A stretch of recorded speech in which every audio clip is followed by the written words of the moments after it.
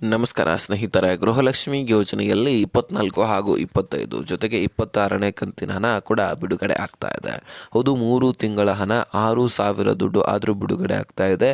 ಇದೇ ರೀತಿಯಾಗಿ 24ನೇ ಕಂತಿನ ಹಣ ಇಂದು ಕೂಡ ಜಮಾ ಆಗ್ತಾ ಇದೆ. ನಿನ್ನೆ ಮೊನ್ನೆನೂ ಕೂಡ ಜಮಾ ಆಗಿದೆ. ಹಾಗೆ ಇಂದು ಕೂಡ ಸುಮಾರು 9 ಜಿಲ್ಲೆಗಳಲ್ಲಿರ್ತಕ್ಕಂತಹ ಗೃಹಲಕ್ಷ್ಮಿಯರ ಖಾತೆಗಳಿಗೆ ಈ ದುಡ್ಡು ಜಮಾ ಆಗ್ತಾ ಇರುವಂಥದ್ದು. ಹಾಗಾದರೆ 9 ಜಿಲ್ಲೆಗಳಂತೂ ನೀವು ತಿಳ್ಕೊಳ್ಳಬೇಕು. ಯಾಕಂದರೆ ಈ ಜಿಲ್ಲೆಗಳಲ್ಲಿ ನಿಮ್ಮ ಜಿಲ್ಲೆಯೂ ಕೂಡ ಆಗಿದ್ರೆ ಇಂದು ನಿಮ್ಮ ಖಾತೆಗಳಿಗೆ ಬರುವಂತಹ ಎಲ್ಲ ಲಕ್ಷಣಗಳು ಕಾಣಿಸ್ತಾ ಇದೆ. ಸೊ ಹಾಗಾದರೆ ಬನ್ನಿ ಸ್ನೇಹಿತರೆ, ಎಲ್ಲ ಮಹಿಳೆಯರಿಗೆ ದುಡ್ಡು ಜಮಾ ಆಗುತ್ತಾ? ಖಂಡಿತವಾಗ್ಲೂ ಇಲ್ಲ. ಸೊ ಇಂತಹ ಮಹಿಳೆಯರಿಗೆ ಮಾತ್ರ ದುಡ್ಡು ಜಮಾ ಆಗುವಂಥದ್ದು, ಉಳಿದಂತಹ ಮಹಿಳೆಯರಿಗೆ ಜಮಾ ಆಗೋದಿಲ್ಲ. ಒಂದಾದ ಮೇಲೆ ಒಂದು ರೂಲ್ಸ್ಗಳನ್ನು ಆಹಾರ ಇಲಾಖೆ ತರ್ತಾನೆ ಇರುತ್ತೆ. ಮುಖ್ಯವಾಗಿ ಮಹಿಳಾ ಮತ್ತು ಮಕ್ಕಳ ಕಲ್ಯಾಣ ಇಲಾಖೆ ಇದಕ್ಕೆ ಸಾಥ್ ಕೊಡುತ್ತೆ. ಜೊತೆಗೆ ಸಾರಿಗೆ ಇಲಾಖೆ, ಕಂದಾಯ ಇಲಾಖೆ ಎಲ್ಲವೂ ಕೂಡ ಸಾಥ್ ಕೊಡುತ್ತೆ. ಅದು ಏಕೆ ಹೇಗೆ ಅನ್ನುವಂಥದ್ದನ್ನು ನಾನು ಮುಂದೆ ಹೇಳ್ತೀನಿ. ಸೊ ತೀರಾ ಇಂಪಾರ್ಟೆಂಟ್ ಮಾಹಿತಿ, ಪ್ರತಿಯೊಬ್ಬರು ಕೂಡ ಮಿಸ್ ಮಾಡದೆ ವಿಡಿಯೋನ ಕೊನೆವರೆಗೂ ವಾಚ್ ಮಾಡಿ. ಸ್ನೇಹಿತರೆ, ಸಬ್ಸ್ಕ್ರೈಬ್ ಮಾಡ್ಕೊಂಡಿಲ್ಲ ನೀವು ಇನ್ನೂ ಕೂಡ ಹಾಗೆ ನೋಡ್ತಾ ಇದ್ದೀರಿ. ಬೇಗನೆ ಇದೇ ರೀತಿ ಲೇಟೆಸ್ಟ್ ಆದಂಥ ಅಪ್ಡೇಟನ್ನು ಪಡ್ಕೊಳ್ಳಿ. ಸಬ್ಸ್ಕ್ರೈಬ್ ಮಾಡಿಕೊಂಡು ನೋಟಿಫಿಕೇಷನ್ ಆಲ್ ಅಂತ ಸೆಟ್ ಮಾಡ್ಕೊಳ್ಳಿ. ಇನ್ನು ಸ್ನೇಹಿತರೆ, ಬಹಳಷ್ಟು ಫಲಾನುಭವಿಗಳನ್ನು ಹೊರಗಿಡಲಾಗ್ತಾ ಇದೆ. ಅದೇಕೆ ಏನು ಅನ್ನುವಂಥದ್ದನ್ನು ನಾವು ನೋಡೋದಾದರೆ ಸ್ನೇಹಿತರೆ, ಇಲ್ಲಿ ಮುಖ್ಯವಾಗಿ ಬಹಳಷ್ಟು ಫಲಾನುಭವಿಗಳ ವೈಟ್ ಬೋರ್ಡ್ ಕಾರನ್ನು ಖರೀದಿ ಮಾಡ್ತಾ ಇದ್ದಾರೆ. ಈಗ ಬೆಳವಣಿಗೆ ಆದಂಗೆ ಹೊಸ ವಾಹನಗಳನ್ನು ಖರೀದಿ ಮಾಡಲಿಕ್ಕೆ ಪ್ರಾರಂಭಿಸ್ತಾರೆ. ಮುಖ್ಯವಾಗಿ ಒಂದು ಕುಟುಂಬಸ್ಥರು. ಅದರಲ್ಲಿ ಈಗ ವೈಟ್ ಬೋರ್ಡ್ ಕಾರ್ ಅಂತ, ಯೆಲ್ಲೋ ಬೋರ್ಡ್ ಕಾರ್ ಅಂತ 2 ಟೈಪ್ ಬರ್ತವೆ. ಇನ್ನು ವೈಟ್ ಬೋರ್ಡ್ ಕಾರ್ ಅಂದರೆ ಏನಪ್ಪ, ಯೆಲ್ಲೋ ಬೋರ್ಡ್ ಕಾರ್ ಅಂದರೆ ಏನು ಅಂತ ನಾವು ನೋಡೋದಾದರೆ, ಯೆಲ್ಲೋ ಬೋರ್ಡ್ ಕಾರ್ ಅಂತ ಅನ್ನೋದಾದರೆ ಇದರಿಂದ ನಾವು ಏನು ಮಾಡ್ತೀವಿ, ಕಾರನ್ನು ಖರೀದಿ ಮಾಡಿಕೊಂಡು ಇದನ್ನು ನಾವು ದುಡಿಮೆಗೋಸ್ಕರ ಇದನ್ನು ಯೂಸ್ ಮಾಡ್ಕೊಳ್ತೀವಿ. ಅಂದರೆ ಪ್ರತಿದಿನವೂ ಕೂಡ ಅದರ ಮೇಲೆ ನಾವು ಬಾಡಿಗೆ ಮಾಡಿಕೊಂಡು ದುಡಿಮೆಯನ್ನು ಮಾಡಿಕೊಂಡು ನಮ್ಮ ಜೀವನವನ್ನು ಸಾಗಿಸ್ತಾ ಇರ್ತೀವಿ. ಇದಕ್ಕೂ ಯೆಲ್ಲೋ ಬೋರ್ಡ್ ಕಾರ್ ಅಂತ ಕರೀತಾರೆ. ಇನ್ನು ವೈಟ್ ಬೋರ್ಡ್ ಕಾರ್ ಅಂತ ಕರೆಯೋದಾದರೆ ಇದಕ್ಕೆ ನಮ್ಮ ಮನೆಯ ಉಪಯೋಗಕ್ಕೋಸ್ಕರ, ನಾವು ತಿರುಗಾಡಲಿಕ್ಕೆ ಅಥವಾ ಪರ್ಸನಲ್ ಯೂಸ್ಗೋಸ್ಕರ ನಾವು ಯಾವಾಗ ಬೇಕೋ ಆವಾಗ ನಾವು ಇದನ್ನು ಯೂಸ್ ಮಾಡ್ಕೊಳ್ತೀವಿ, ಇಲ್ಲಾಂದರೆ ಮನೆಯಲ್ಲೇ ಇಟ್ಕೊಳ್ತೀವಿ. ಸೊ ಇದರಿಂದ ಏನು ನಾವು ದುಡಿಮೆ ಮಾಡೋದಿಲ್ಲ. ಹಾಗಾಗಿ ಇದನ್ನು ವೈಟ್ ಬೋರ್ಡ್ ಕಾರ್ ಅಂತ ಕರೀತಾರೆ. ಇದೇ ರೀತಿಯಾಗಿ ನೀವು ಸಾರಿಗೆ ಇಲಾಖೆಯಲ್ಲಿ ಮೆನ್ಷನ್ ಮಾಡಿರ್ತೀರಿ. ಸೊ ಇದನ್ನು ಸಾರಿಗೆ ಇಲಾಖೆ, ಆಹಾರ ಇಲಾಖೆಗೆ ಮಾಹಿತಿಯನ್ನು ರವಾನೆ ಮಾಡಿ ಇಲ್ಲಿ ಆಹಾರ ಇಲಾಖೆ ಏನು ಮಾಡಬೇಕು, ನಿಮ್ಮ ರೇಷನ್ ಕಾರ್ಡನ್ನು ಅದನ್ನು ವಿಚಾರಣೆ ಮಾಡುತ್ತೆ. APL ಇದ್ದರೆ ರದ್ದು ಮಾಡುತ್ತೆ, BPL ಇದ್ದರೆ BPLದಿಂದ APLಗೆ ಕನ್ವರ್ಟ್ ಮಾಡುತ್ತೆ. ಅದೇ ರೀತಿಯಾಗಿ ದೊಡ್ಡ 2, 3 ವಾಹನಗಳನ್ನು ಹೊಂದಿದ್ರೆ ಖಂಡಿತವಾಗ್ಲೂ ರದ್ದು ಮಾಡುತ್ತೆ.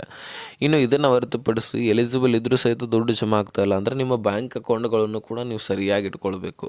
ಹೌದು, ಬಹಳಷ್ಟು ಫಲಾನುಭವಿಗಳು, ಅದರಲ್ಲಿ ಹಳ್ಳಿಯಲ್ಲಿರ್ತಕ್ಕಂತಹ ಮಹಿಳೆಯರು ಏನು ಮಾಡ್ತಾರೆ, ಅವ್ರ ಹತ್ರ ಆಂಡ್ರಾಯ್ಡ್ ಫೋನ್ ಕೂಡ ಇರೋದಿಲ್ಲ, ಅಂದರೆ ಫೋನ್ಪೇ ಯೂಸ್ ಮಾಡೋದಿಲ್ಲ.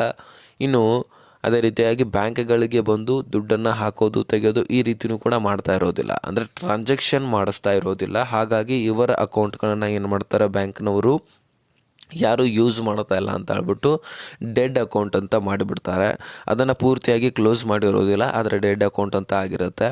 ಸೊ ಆ ಒಂದು ಅಕೌಂಟನ್ನು ನೀವು ಓಪನ್ ಮಾಡ್ಕೊಳ್ಬೇಕು. ಅಂದರೆ ಮತ್ತೆ ಚಾಲ್ತಿಯನ್ನಾಗಿ ಮಾಡಿಕೊಳ್ಬೇಕು. ಅಂದರೆ ದುಡ್ಡನ್ನು ಹಾಕಿ ತೆಗೆದು ಮಾಡಬೇಕು. ಡೆಬಿಟು ಕ್ರೆಡಿಟು ಈ ರೀತಿ ಟ್ರಾನ್ಸಾಕ್ಷನ್ ಮಾಡಿಸ್ತಾ ಇರಬೇಕು. ಜೊತೆಗೆ KYC ಕೂಡ ಮಾಡಿಸ್ಬೇಕು. ಆಗ ಮಾತ್ರ ನಿಮ್ಮ ಅಕೌಂಟು ಚಾಲ್ತಿ ಆಗುತ್ತೆ. ಆವಾಗ ನೀವೇನು ಮಾಡಬಹುದು, ನಿಮ್ಮ ಅಕೌಂಟ್ನಲ್ಲಿ ದುಡ್ಡು ಹಾಕೋದು ತೆಗೆಯೋದು ಮಾಡಿದ್ರೆ ನಿಮ್ಮ ಅಕೌಂಟ್ಗೆ ಮತ್ತೆ ಗೃಹಲಕ್ಷ್ಮಿ ಅಂತ ಬೇರೆ ಸ್ಕೀಮ್ಸ್ಗಳಲ್ಲಿ ದುಡ್ಡು ಜಮಾ ಹಾಕಲಿಕ್ಕೆ ಪ್ರಾರಂಭವಾಗುತ್ತೆ.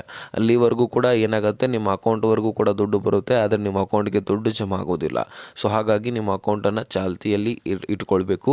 ಇನ್ನು ಇದರ ಜೊತೆಗೇ ಸರಿಯಾಗಿ ರೇಷನನ್ನು ತೆಗೆದುಕೊಳ್ತಾ ಇರಬೇಕು. ಪ್ರತಿ ತಿಂಗಳು ಕೂಡ ಒಂದೊಂದು ತಿಂಗಳು ತೆಗೆದುಕೊಳ್ಳೋದು, 3 4 ತಿಂಗಳು ಪೆಂಡಿಂಗ್ ಉಳಿಸೋದು ಮಾಡಿದ್ರೆ ನಿಮ್ಮ ರೇಷನ್ ಕಾರ್ಡ್ ರದ್ದಾಗುತ್ತೆ. ಒಬ್ಬೊಬ್ಬರು ರೇಷನ್ ಸಿಗ್ತಾ ಇಲ್ಲ ಅಂತ ರೇಷನ್ ಕಾರ್ಡ್ ರದ್ದಾಗಿದೆ ಅಂತ ಕುಂತ್ರೆ, ನೀವು ರೇಷನ್ ಇದ್ದರೂ ಸಹಿತ ರೇಷನನ್ನು ತೆಗೆದುಕೊಳ್ಳಿಲ್ಲ ಅಂದರೆ ನಿಮ್ಮ ಅನಿವಾರ್ಯ ಇರಬಹುದು, ಆದರೆ ಸರ್ಕಾರ ಅದನ್ನು ಕೇಳೋದಿಲ್ಲ. ನೀವು ತೆಗೆದುಕೊಂಡಿಲ್ಲ ಅಂದರೆ ನಿಮ್ಮ ರೇಷನ್ ಕಾರ್ಡನ್ನು ರದ್ದಾಗೋದು ಫಿಕ್ಸ್. ಇದರ ಜೊತೆಗೇ ಅಕ್ಕಿಯನ್ನು ಮಾರಾಟ ಮಾಡ್ತಾ ಇದ್ದರೆ ಇಂಥವ್ರಿಗೂ ಕೂಡ ದುಡ್ಡು ಜಮಾ ಆಗೋದಿಲ್ಲ. ಎಲಿಜಿಬಲ್ ಇದ್ದಂಥವ್ರಿಗೆ ಮಾತ್ರ ನೀವು ಅಕ್ಕಿಯನ್ನು ಮಾರಾಟ ಮಾಡಬಾರ್ದು, ಅದನ್ನು ನೀವು ಬಳಕೆ ಮಾಡ್ಕೊಳ್ಬೇಕು. ಆಗ ಮಾತ್ರ ನಿಮ್ಮ ರೇಷನ್ ಕಾರ್ಡ್ ಉಳಿಯುವಂಥದ್ದು. ಇನ್ನು ಸ್ನೇಹಿತರೆ, ಒಂದೇ ಮನೆಯಲ್ಲಿ 2 ರೇಷನ್ಸ್ ಕಾರ್ಡ್ಗಳನ್ನು ಹೊಂದಿದ್ದಾರೆ, ಇಂಥವ್ರಿಗೂ ಕೂಡ ಜಮಾ ಆಗೋದಿಲ್ಲ. ಯಾರು ರೇಷನ್ ಕಾರ್ಡ್ಗಳನ್ನು ಒಂದೇ ಹೊಂದಿದ್ದೀರಿ, ಅದೇ ಒಂದು ರೇಷನ್ ಕಾರ್ಡ್ನಲ್ಲಿ ಎಲ್ಲರ ಹೆಸರನ್ನು ಸೇರ್ಪಡೆ ಮಾಡ್ಕೊಂಡಿದ್ದೀರಿ, ಅಂತಹ ರೇಷನ್ ಕಾರ್ಡ್ಗಳಿಗೆ ಮಾತ್ರ ದುಡ್ಡು ಜಮಾ ಆಗುವಂಥದ್ದು. ಈಗ 2, 3 ರೇಷನ್ ಕಾರ್ಡ್ಗಳನ್ನು ಹೊಂದಿದಂತಹ ಫಲಾನುಭವಿಗಳಿಗೆ ದುಡ್ಡು ಜಮಾ ಆಗೋದಿಲ್ಲ. ಕೇವಲ ಹಿರಿಯರ ಅಕೌಂಟ್ಗಳಿಗೆ, ಅಂದರೆ ಈಗ ಒಂದೇ ಮನೆಯಲ್ಲಿ ತಂದೆ ತಾಯಿಯರು ಇರ್ತಾರೆ, ಅವರ ಇಬ್ಬರು ಮಕ್ಕಳು ಇರ್ತಾರೆ, ಅವ್ರದ್ದು ಕೂಡ ಮದುವೆ ಆಗಿರುತ್ತೆ, ಅವರು ಬೇರೆ ಬೇರೆ ರೇಷನ್ ಕಾರ್ಡನ್ನು ಮಾಡಿಸ್ಕೊಂಡಿರ್ತಾರೆ, ತಂದೆಯರದು ಬೇರೆ, ಹೀಗಾಗಿ 3 ರೇಷನ್ಸ್ ಕಾರ್ಡ್ಗಳಾಗಿರ್ತವೆ. ಇದರಲ್ಲಿ ಹಿರಿಯ ನಾಗರಿಕರ ಅಕೌಂಟ್ಗಳಿಗೆ ಮಾತ್ರ ದುಡ್ಡು ಜಮಾ ಆಗುತ್ತೆ, ಉಳಿದಂಥವ್ರಿಗೆ ಜಮಾ ಆಗೋದಿಲ್ಲ. ಯಾಕಂದರೆ ಒಂದೇ ರೇಷನ್ ಕಾರ್ಡ್ನಲ್ಲಿ ನೀವು ಎಲ್ಲರ ಹೆಸರನ್ನು ಸೇರ್ಪಡೆ ಮಾಡ್ಕೊಳ್ಬಹುದು. ನಮ್ಮ ದುಡ್ಡು ನಿಮ್ಮಲ್ಲಿ 6,000 ಹೋಗ್ತಾ ಇದೆ. 2,000 ಹೋಗೋ ಜಾಗದಲ್ಲಿ 6,000 ಹೋಯ್ತಂದರೆ 40,000 ಹೋಗೋ ಜಾಗದಲ್ಲಿ 1,20,000. ಹೀಗಾಗಿ 80,000 ಸರ್ಕಾರಕ್ಕೆ ಲಾಸ್ ಆಗುತ್ತೆ. ಇದು ಬರೀ ಒಂದು ಕುಟುಂಬದಲ್ಲಿ ಕೋಟ್ಯಾಂತರ ಕುಟುಂಬಗಳಿದ್ದಾವೆ. ಹೀಗಾಗಿ ಸರ್ಕಾರಕ್ಕೆ ಎಷ್ಟು ಲಾಸ್ ಆಗ್ತಿರಬಹುದು ನೀವೇ ವಿಚಾರ ಮಾಡಬಹುದು. ಸೊ ಹೀಗಾಗಿ ಸರ್ಕಾರ ಏನು ಹೇಳ್ತಾ ಇದೆ, ಒಂದೇ ರೇಷನ್ ಕಾರ್ಡ್ನಲ್ಲಿ ಎಲ್ಲರ ಹೆಸರನ್ನು ಸೇರ್ಪಡೆ ಮಾಡಿಕೊಳ್ಳಿ ಅಂತ ತಿಳಿಸ್ತಾ ಇದೆ. ಇನ್ನು ಇದನ್ನು ಹೊರತುಪಡಿಸಿ ಸ್ನೇಹಿತರೆ ಸಾಕಷ್ಟು ರೂಲ್ಸ್ಗಳಿದ್ದಾವೆ. ಸೊ ಅದನ್ನು ನಾವು ಮುಂದೆ ಮಾತನಾಡೋಣ. ಮೊದಲಿಗೆ ಜಿಲ್ಲೆಗಳನ್ನು ಕೇಳಲಿಕ್ಕೆ ಕಾಯ್ತಾ ಇರ್ತಾರೆ, ಅದನ್ನು ನಾನು ಹೇಳ್ತೀನಿ. ಈಗ ನಿನ್ನೆ ಮೊನ್ನೆಯೂ ಕೂಡ ಸಾಕಷ್ಟು ಜಿಲ್ಲೆಗಳಿಗೆ ಜಮಾ ಆಗಿರ್ತಕ್ಕಂಥದ್ದು 24ನೇ ಕಂತಿನ ಹಣ.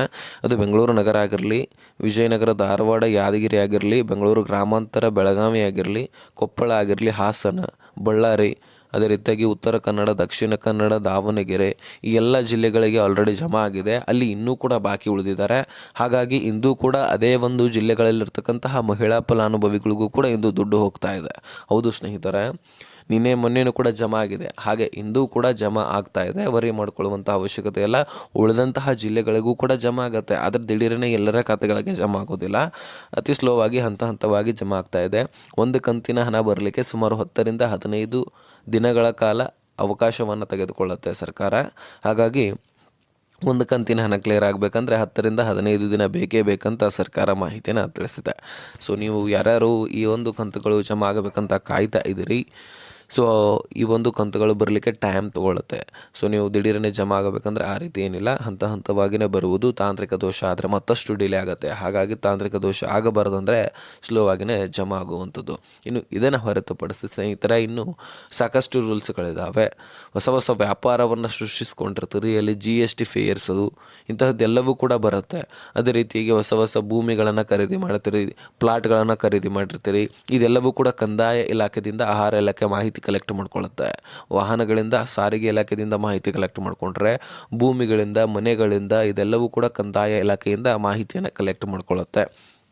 ಹೀಗೆ ಅನೇಕ ರೂಲ್ಸ್ಗಳನ್ನು ಮುಂದಿಡ್ತದೆ, ಹೊಸದಾಗಿ ರೂಲ್ಸ್ಗಳನ್ನು ತರ್ತದೆ.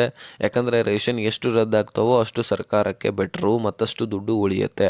ಸೊ ಹೀಗಾಗಿ ಲಕ್ಷಾಂತರ ರೇಷನ್ಸ್ ಕಾರ್ಡ್ಗಳು ರದ್ದಾಗ್ತಾ ಇದ್ದಾವೆ, ಇನ್ನೂ ಕೂಡ ದಿನೇ ದಿನೇ ರದ್ದಾಗ್ತಾ ಇದ್ದಾವೆ. ಇದನ್ನು ನೀವು ಗಮನದಲ್ಲಿಟ್ಕೊಳ್ಬೇಕು. 1.5 ವರ್ಷ ಆದರೂ ಆಗಿದೆ. ಸೊ ಅಲ್ಲಿ ಹಿಡ್ಕೊಂಡು ಇಲ್ಲಿವರೆಗೂ ಕೂಡ ರೇಷನ್ಸ್ ಕಾರ್ಡ್ಗಳು ರದ್ದಾಗ್ತಾನೆ ಬಂದಿದ್ದಾವೆ. ಇನ್ನು ಮುಂದೆನೂ ಕೂಡ ಈ ಗ್ಯಾರಂಟಿ ಯೋಜನೆಗಳು ಇರುವವರೆಗೂ ಕೂಡ ರದ್ದಾಗ್ತಾನೆ ಇರ್ತವೆ. ವೆರಿಫಿಕೇಷನ್ ಬಿಡ್ತಾನೆ ಇರ್ತಾರೆ. ಸೊ ಹಾಗಾಗಿ ನಿಮ್ಮ ರೇಷನ್ ಕಾರ್ಡು ಉಳಿಯೋದು ಬಿಡೋದು ಸರ್ಕಾರದ ಕೈಯಲ್ಲಿದೆ ಅಂತ ಹೇಳಬಹುದು.